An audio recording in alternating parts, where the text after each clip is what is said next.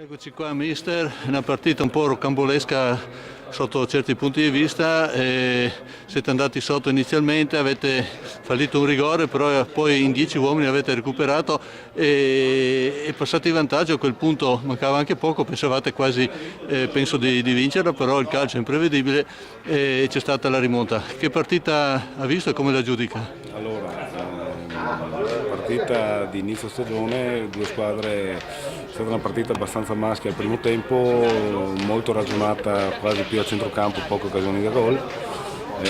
Dopo siamo rimasti in 10, diciamo che abbiamo fatto un partitone, peccato siamo riusciti ad andare anche in vantaggio.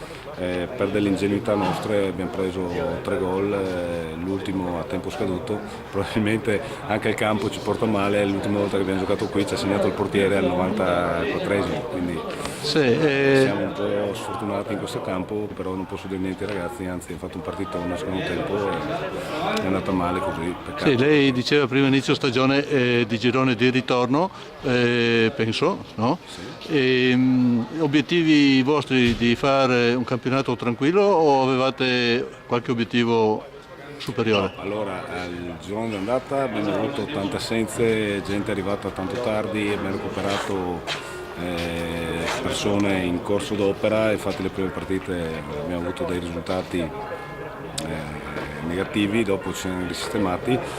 Oggi mancavano 6 titolari e anche a loro so che mancava qualcuno, però giocatori sicuramente che anche a noi fanno la differenza, senza nulla togliere a quelli che hanno giocato oggi, ma fanno un partitone tutti quanti. Diciamo che l'obiettivo ovviamente è salvarsi il prima possibile, la squadra che abbiamo è una bella squadra, siamo al completo, non abbiamo paura di nessuno, quindi adesso già dalla prossima recuperiamo un po' di gente e andiamo a giocarci partita per partita per raggiungere la salvezza prima di tutto il prima possibile, dopo vediamo, ma l'obiettivo ovviamente è la salvezza. Bene, grazie mister. La ringrazio.